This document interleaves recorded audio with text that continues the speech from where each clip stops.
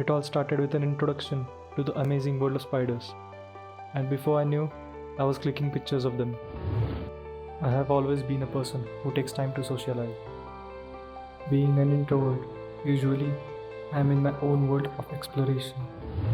It is in these tiny animals that I found my new companions. And it is now that I translate the secrets of this macro life into images and share them with the world. Today, my passion talks to the people through my photography, making it way easier for me to blend into our society. Most people find these tiny creatures gross, but it is only on a closer look that one understands how pretty they are.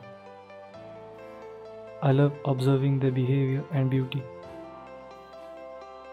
These tiny creatures might be disgusting, unpleasant, and ugly for most, but I find them unique and interesting. Displaying this serene nature with my artistic visuals is the work I feel I'm made for.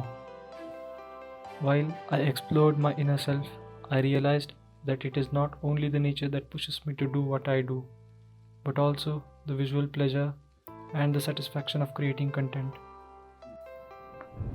The urge to push my limits for capturing that one perfect moment is what makes me who I am.